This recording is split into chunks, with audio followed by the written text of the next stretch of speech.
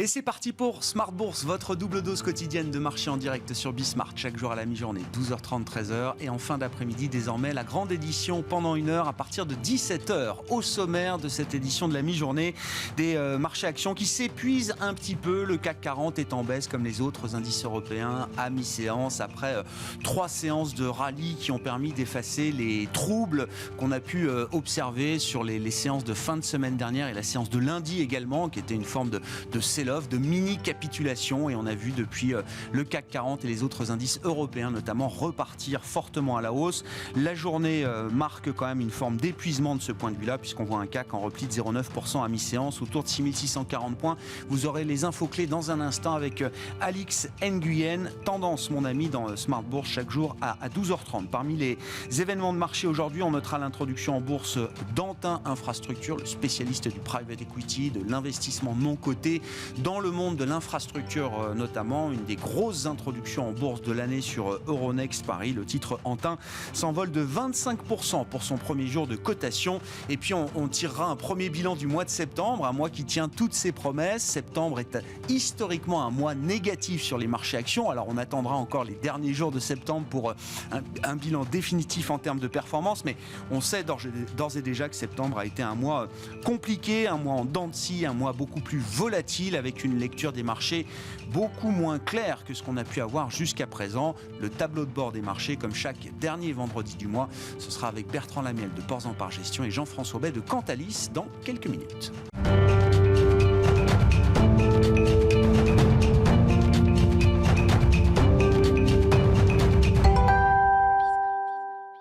Les marchés qui marquent une pause en cette fin de semaine, les infos clés à mi-séance, c'est avec Alix Nguyen. Moins d'entrain ce matin à la Bourse de Paris. Le marché ne semble pas savoir à quelle info donner la primauté. Il y a d'un côté la mise au point rassurante de la Fed quant au tapering et de l'autre les incertitudes autour d'Evergrande qui planent toujours. Le sujet est loin d'être clos. Le groupe n'a publié aucune information sur le paiement des 83,5 millions de dollars d'intérêts obligataires qu'il devait verser hier. Pas un mot non plus de la part des autorités politiques chinoises. On rappelle cependant que la Banque populaire de Chine a procédé à une nouvelle injection de liquidités dans le système financier. À Hong Kong, l'action Evergrande a clôturé en baisse de près de 12% ce vendredi après un rebond de plus de 17% hier. Plus près de nous, la présidente de la BCE, Christine Lagarde, s'est exprimée sur le sujet. Elle assure que l'Europe est faiblement exposée au risque d'effondrement du géant de l'immobilier. Elle l'a affirmé, le problème est essentiellement chinois. Aujourd'hui, en tête des nouvelles, le marché digère la nouvelle dégradation du climat des affaires en Allemagne, dont l'indice calculé par l'Institut IFO est tombé au plus bas de 5 mois en septembre à 98,8 points. Une statistique à 2 jours des élections législatives. Sur le plan des valeurs, sont pénalisées les valeurs les plus exposées au marché chinois. À Paris, LVMH et Kering figurent parmi les plus fortes baisses. Les valeurs du secteur des matières premières et les bancaires souffrent de leur côté de prise de bénéfices après leur forte hausse hier. À Francfort, Adidas et Puma dégringolent après l'avertissement lancé par leur concurrent américain Nike sur le risque de pénurie pendant la période clé des fêtes de fin d'année. Le constructeur automobile Stellantis et le producteur d'énergie Total Energy ont conclu des accords en vue d'accueillir le groupe allemand Mercedes-Benz au sein de leur co-entreprise automotive Cels Company. Celle-ci est spécialisée dans les batteries pour les véhicules électriques. Et puis on termine avec un succès. Antin Infrastructure Partners fait son entrée en bourse aujourd'hui et c'est réussi. Le titre du spécialiste de l'investissement dans les infrastructures s'échange à 30,48 €. Soit 27% au-dessus de son prix d'introduction. Alix Nguyen avec nous chaque jour à 12h30 et 17h dans Smart Bourse sur Bismart.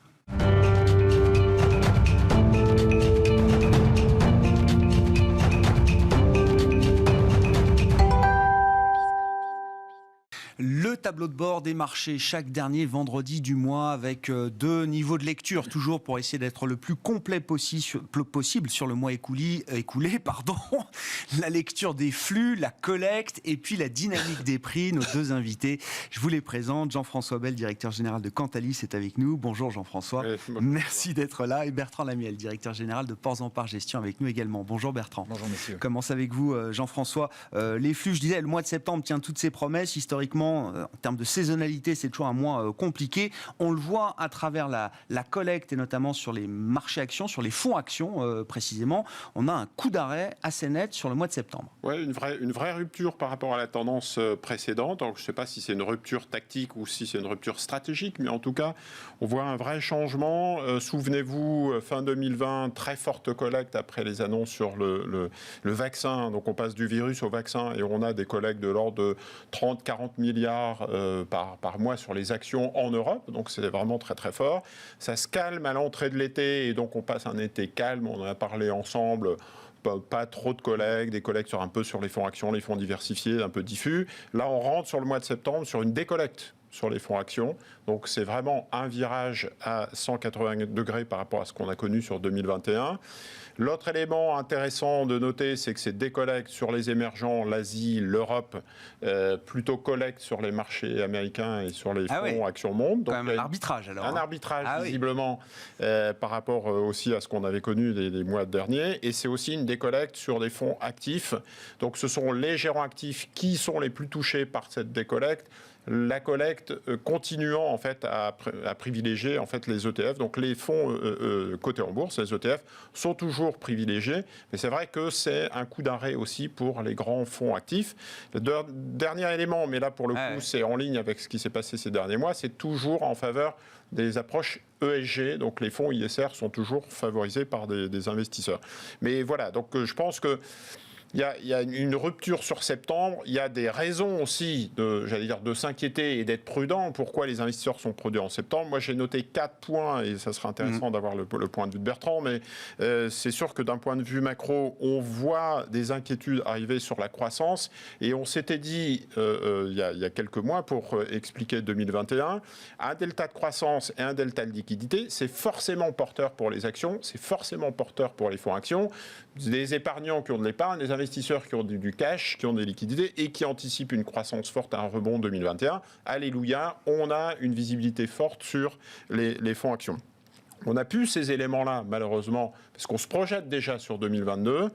J'ai noté la confiance du consommateur américain qui se dégrade. J'ai noté le climat des affaires ce matin, on vient d'en parler, l'indice IFO en Allemagne qui rechute.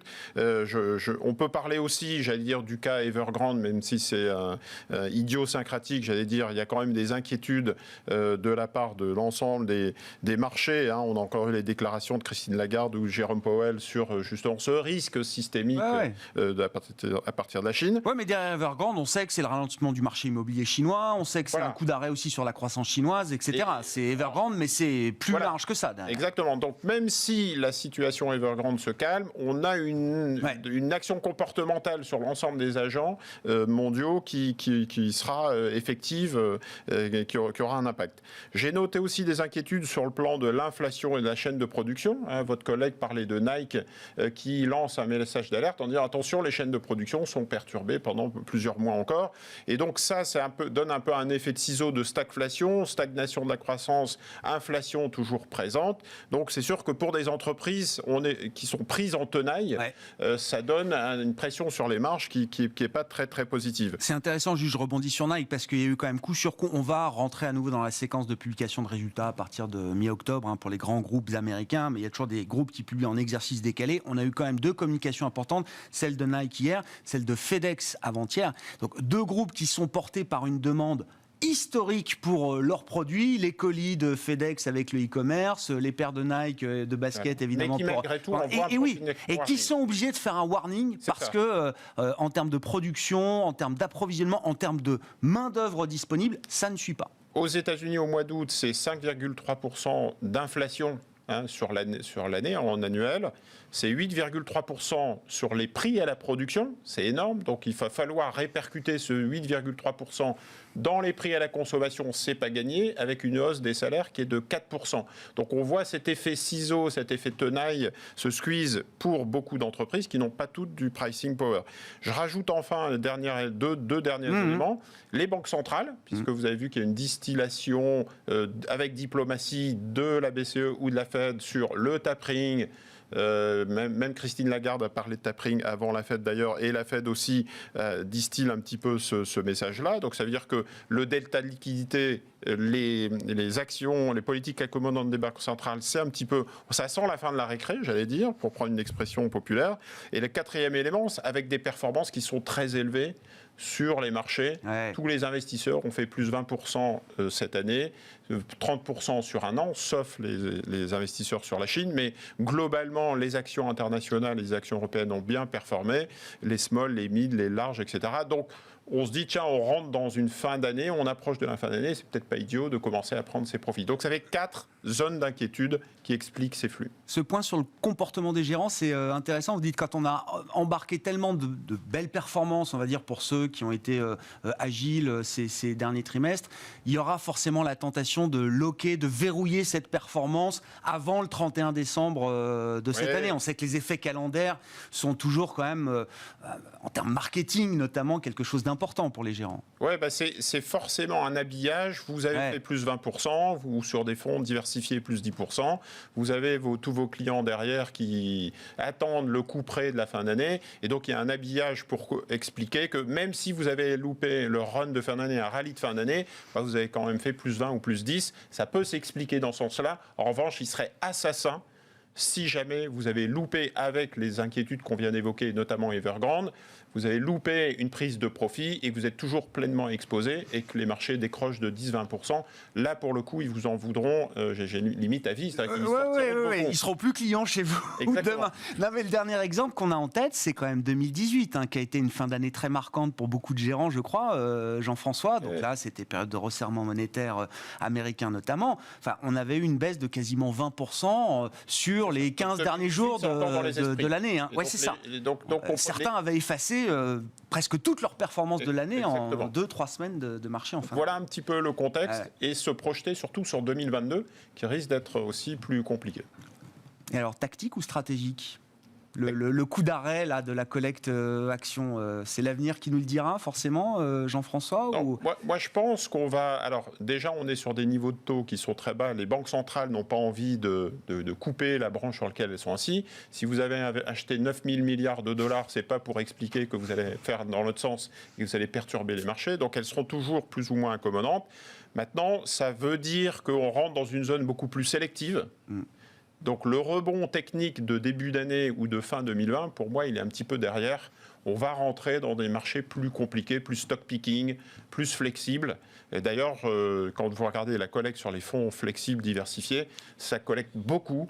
Les investisseurs donnent les clés de l'allocation à des vieux loups de mer, des Carmignac, des Flossbar, etc., qui justement ont normalement l'expertise pour passer à travers des tempêtes. Ils sont capables d'être rapides, agiles. Exactement. C'est 50 milliards de collecte depuis le début de l'année et ça continue à collecter sur des fonds flexibles, diversifiés. Parce que les réseaux ont des capitaux. Quand vous le mettez à la place des assureurs qui collectent sur des unités de compte, il faut bien investir ces capitaux quelque part. Avec une inflation qui est à 2, 3, 5%, vous ne pouvez pas vous permettre de vendre du fonds en euros ou du livret A. Donc c'est un peu le scénario Tina, there is no alternative.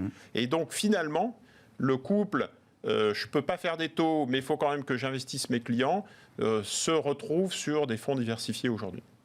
Voilà pour le panorama des flux de marché sur ce mois de septembre avec les équipes de Cantalis. Et Jean-François Bel, directeur général de Cantalis, avec nous chaque dernier vendredi du mois.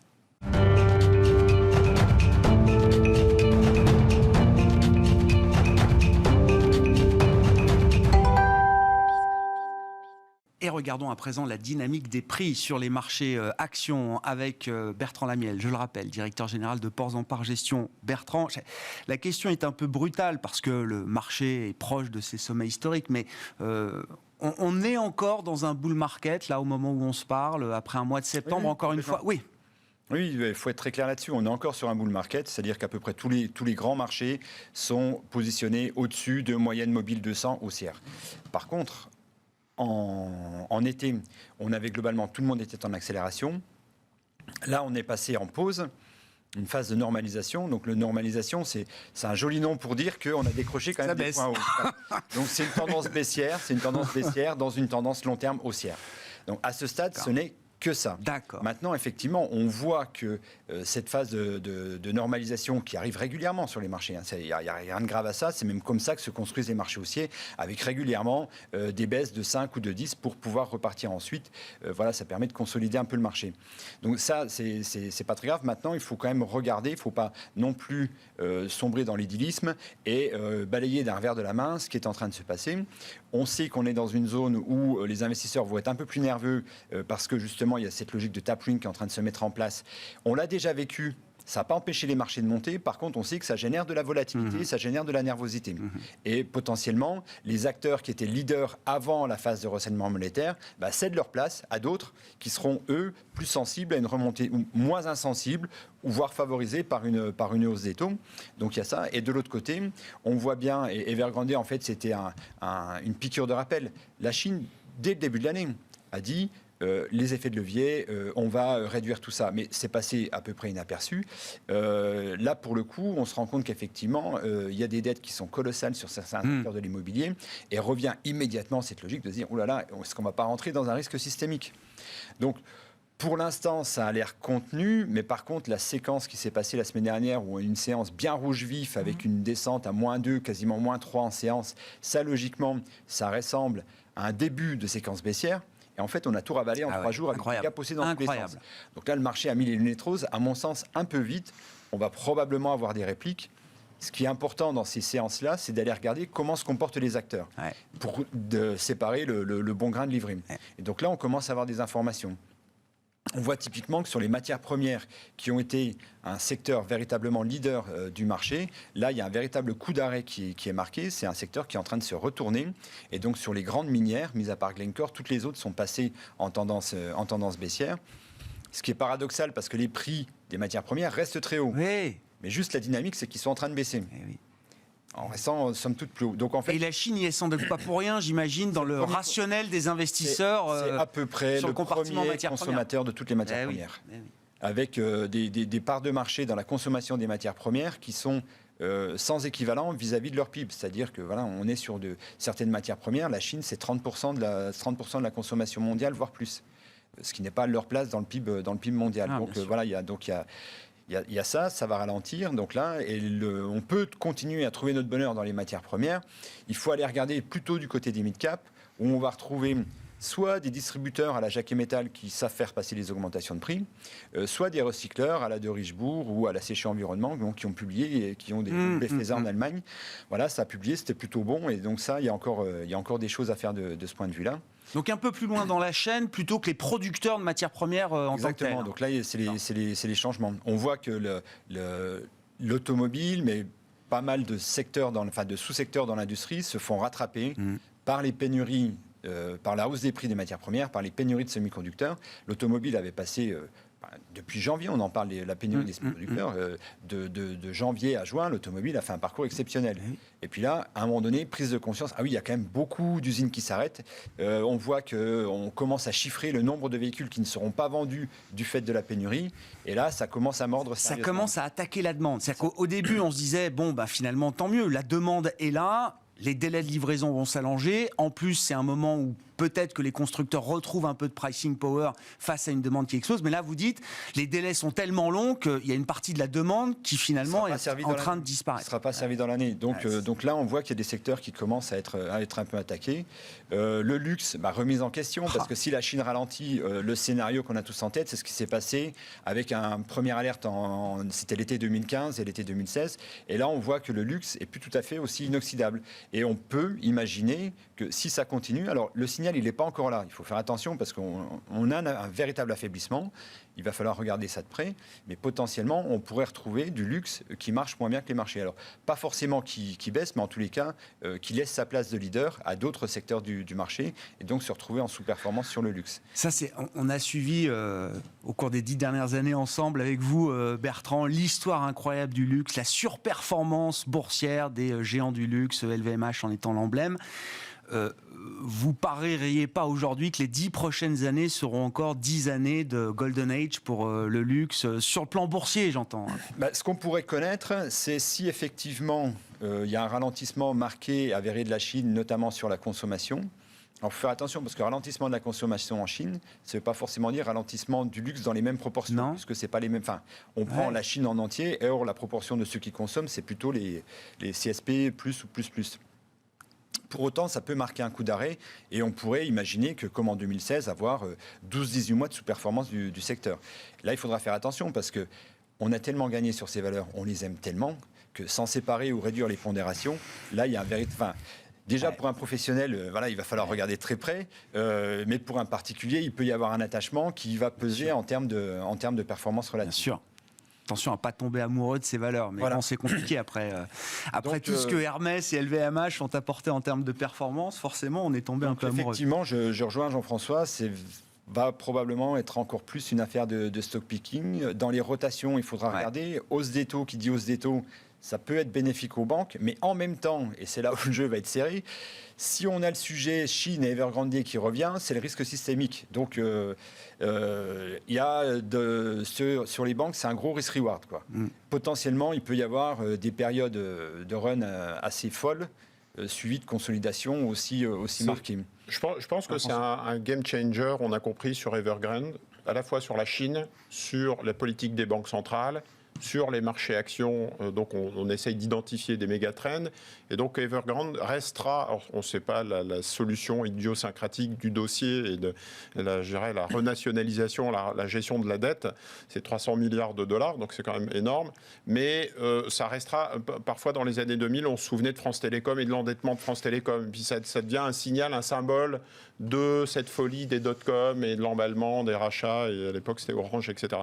Et je pense que ça sera la même chose. Ça marque un paroxysme de quelque chose, quoi. Exactement. Et donc, aujourd'hui, on voit les déclarations des banques centrales. Christine Lagarde dit on n'est pas directement touché, mais attention, tous les marchés sont interconnectés. Jérôme Powell dit on n'est pas directement touché, mais attention, la situation pourra avoir un impact au niveau mondial. Le Wall Street Journal dit hier les autorités locales s'attendent au pire. Et donc, quelque part, ça donne un peu une action comportementale sur les marchés. Je vais prendre une image. Quand vous roulez sur l'autoroute et que tout se passe bien, ça va. Et au premier ralentissement, vous êtes surpris. Et il y aura d'autres ralentissements, mais il y a une prise de conscience. On dit il faut que je fasse attention. Et Evergrande, c'est une piqûre de rappel sur les marchés en disant attention, la récréation est en train d'être sifflée, c'est un peu la fin. Le niveau d'endettement et l'argent facile commence à s'arrêter. La période change. Et si la période change, il faut être plus sélectif. Il faut retravailler ces dossiers à la lueur de ces changements. Est-ce qu'on va se réintéresser, d'ailleurs, Bertrand, je ne sais pas, à des histoires, des dossiers, des secteurs qu'on a peut-être complètement laissés de côté dans ces 12 derniers mois, dans la période où on est passé du virus au vaccin? Est-ce qu'il y a des dossiers et des secteurs auxquels on peut peut-être se réintéresser aujourd'hui dans l'idée qu'on va vouloir prendre un peu moins de risques peut-être à l'avenir? Alors, aux États-Unis comme en Europe, le match value-croissance, la croissance a clairement repris le leadership. Donc ça, c'est très clair. Quand on fera le point au 9 novembre 2021, un an après l'annonce de l'efficacité des vaccins, c'est la croissance qui sans doute sera un peu en avance sur la value. Il y a eu sur la value un rattrapage, la décote de valorisation a été comblée, plus ou moins, mais bon, voilà. Par contre, sur la croissance reste là, et notamment dans tout ce qui est l'environnement technologique. Ça continue à aller très bien. Donc on a les semi-conducteurs, on a compris que pour eux, ils avaient un carnet de commandes qui était exceptionnel. Donc normalement, ça va continuer. Ça peut se faire secouer parce que si les taux remontent, c'est des dossiers de croissance assez chers payés. Donc il peut y avoir un réajustement de la valo, mais globalement, ça devrait continuer d'un point de vue opérationnel. Donc plus ASML que LVMH, quoi, d'une certaine manière. Oui, probablement. C'est un peu ça. C'est déjà ce qui est en train de se jouer. Oui. Et ce qu'on voit arriver aussi, c'est toutes les ESN. Alors, le Atos avait un petit peu brouillé l'image des Ouais. ESN avec ses problèmes bien particuliers. Par contre, quand on va regarder, on voit que Capgemini, ça marche bien. Accenture a sorti ses résultats hier soir, c'était exceptionnel. C'est des croissances à plus de 15% sur tous les segments. Et si on peut aller faire notre marché en France avec des Wavestone, avec des OB, enfin bref, des Sword qui marchent bien. Donc là, il y a quelque chose à faire probablement de ce point de vue-là. Et puis, à côté de ça, qui reste quand même des valeurs assez volatiles, pour apaiser un peu la volatilité du portefeuille, il faudra probablement aller chercher du côté... Le secteur de la santé a rien fait du tout. Non. Hein, les grosses capitalisations de la santé sont très en dessous des performances des indices. Par contre, là où il faut aller chercher, c'est les équipementiers de la santé. Alors, nous, l'exemple, c'est Stedim, c'est Eurofins, voilà, parce qu'elle est rentrée dans le CAC 40. Il y en a beaucoup en Europe du Nord, des équipementiers de la santé. Et donc là, ça peut être intéressant d'aller regarder là parce qu'ils sont portés par une tendance séculaire de vieillissement de la population, de médicaments ou de solutions qui sont en train de se développer partout. Et donc là, il y a une croissance résiliente, alors qui est souvent moins forte que les grands acteurs de la tech qui croissent entre 15 et 20%. Enfin, Eurofins, Par c'est contre, de la quand belle vous croissance êtes- quand même. Hein. Oui, Ouais, oui, ouais, oui. non, mais... Mais par contre, vous avez des acteurs avec des croissances régulières entre 7 et 10, Ouais. avec des niveaux de marge opérationnelle qui grimpent parce qu'il y a des effets il y a des effets de volume. Qui sont un peu sous les radars et qui méritent probablement l'attention. Et qui ont cette capacité à continuer à faire croître effectivement leur marge de manière régulière, année donne de la après année. visibilité. Ouais. Donc c'est un peu moins échevelé que sur les grandes techs, sachant que dans les grandes techs, on est en ordre dispersé. Hein. Ouais. On a Amazon et Netflix, là pour le coup, on est en perte de vitesse. Des Apple ou des Facebook, c'est plus ou moins à plat, enfin c'est plus aussi vigoureux. Celles qui restent bien, voilà, c'est des Alphabet ou des Nvidia dans les semi-conducteurs, mais donc ce qui donne aussi au Nasdaq probablement un peu moins de peps en ce moment. Ouais. Et je pense Jean-François. que si la Chine est touchée, les cycliques sont touchés. Si la Chine est touchée, on revient sur les méga tendances, les méga trends de notre population vieillissante, hein, l'Italie, la France, hein, on ne peut pas dire qu'on soit des pays jeunes, et bon, on est plutôt dans des zones vieillissantes, mais c'est valable aussi pour plein d'autres zones géographiques. Donc du coup, c'est les méga trends santé, tech qu'on vient d'évoquer. Et si la Chine a un problème, et qu'on a un problème dans les chaînes de production, on revient sur un méga trend de relocalisation. Hein, donc les petites et moyennes valeurs, enfin les États, et l'Europe en particulier, essayent de retrouver de la souveraineté. Et dans les plans, dans les New Deal, c'est l'environnement, le digital, la relocalisation, enfin la réindustrialisation pour qu'on puisse fabriquer nos médicaments, être moins dépendants sur les masques et sur les puces et sur etc. Les piles, les batteries, etc. On fait un Airbus de la batterie aujourd'hui. Voilà, donc ça va être des méga-trends, un méga-trend à mon avis très fort sur les 10 ou 20 prochaines années. Avec, on l'a vu avec les flux sur l'ISR, hein, qui reste la tendance de fond justement dans l'industrie de la gestion d'actifs. Là aussi, c'est un méga trend. Bon, c'est vrai que les valeurs, les purs green stock ont été un peu secouées en 2021. Il y a eu le contre-coup de ce qu'on a appelé la bulle, hein, quand même, green. Est-ce qu'il y a des valeurs, je ne sais pas, un peu avancées qui envoient des signaux de redémarrage de ce point de vue-là, peut-être, Bertrand? Effectivement, le 2020, c'était une grande année pour tout ce qui était éolien, solaire. Donc là, on était arrivé à des niveaux de valorisation qui étaient très... trop. Ben oui, Donc, oui, coup, c'est ça. a corrigé. A posteriori, oui, c'était trop. Ça a corrigé très, très sérieusement. Par contre, on s'aperçoit que, notamment sur les segments des petites et des moyennes valeurs, qui n'ont pas encore la capacité à beaucoup communiquer là-dessus parce qu'elles ne sont pas forcément occupées, c'était la sortie de crise et autres. Quand elles commencent à communiquer, on s'aperçoit que c'est l'exemple de Piovan en Italie, donc qui fait du sac plastique. Donc à la base, ça part. On n'a pas envie d'en avoir. Ouais. En ESG, voilà. Ouais. Et puis en fait, commence à communiquer sur le fait qu'ils sont déjà montés à 30% de leur production qui est sur du recyclage. Et là, tout de suite, les gestions ESG commencent à regarder et à se dire, oui, finalement. Et donc, parce qu'il y a ça devient peut-être investissable. Soit vous prenez les best in class, soit vous prenez ceux qui sont en amélioration. Ça dépend de votre philosophie ESG. Et donc là, on commence à avoir des choses plutôt pas mal où il y a BSC qui fait des machines-outils pour la découpe de bois. On voit que forcément, entre la construction et l'ameublement, il y a des choses qui sont en train de se jouer et il y a des belles découvertes à faire. Merci beaucoup, messieurs. Merci d'être avec nous chaque dernier vendredi du mois dans Smart Bourse pour ce grand tableau de bord des marchés. Bertrand Lamiel, directeur général de Ports en Par Gestion, et Jean-François Bay, directeur général de Cantalis.